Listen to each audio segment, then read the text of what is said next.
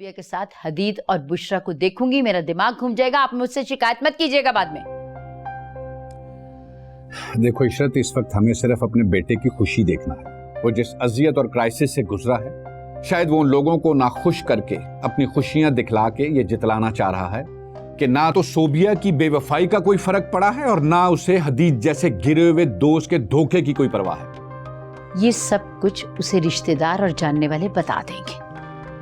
मैं सोबिया और हदीद की शक्ल भी नहीं देखना चाहती।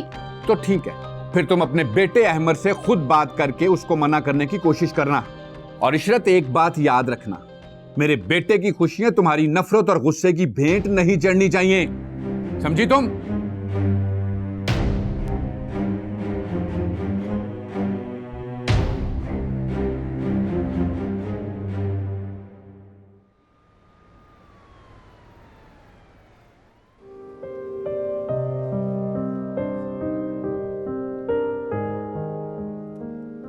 हेलो एमर,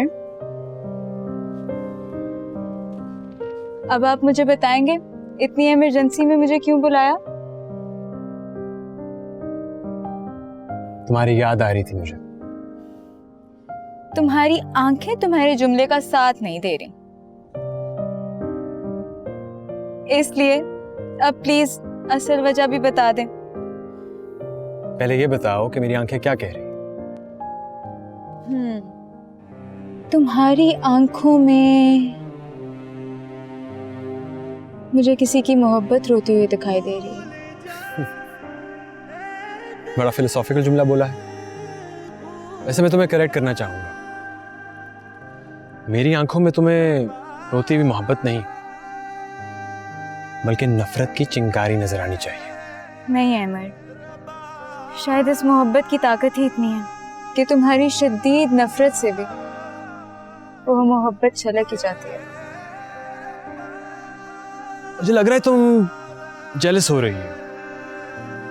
वैसे जो रिश्ता हम दोनों के बीच बनने जा रहा है उसमें ऐसी बातों की कोई गुंजाइश नहीं है।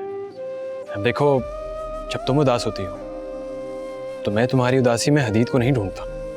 ओके ओके, ज्यादा इमोशनल नहीं होना।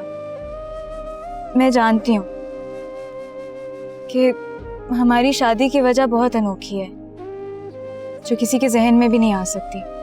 वाकई किसी दूल्हा दुल्हन की जिंदगी में ऐसी मुश्तरका वजह कभी नहीं आई होगी।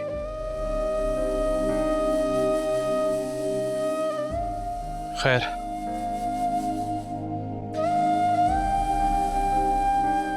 इनविटेशन कार्ड के सैंपल हैं, इनमें से चूज करके मुझे बता देना। मुझे क्यों ऐसा लग रहा है कि ये शानदार मंगनी के अरेंजमेंट्स आप किसी कसक को पूरी करने की जगह किसी को जिच करने के लिए कर रहे हैं। अगर ऐसा लग रहा है तो ऐसा ही सही। हम कमारा दिल कहाँ जाए बंजारा हारा।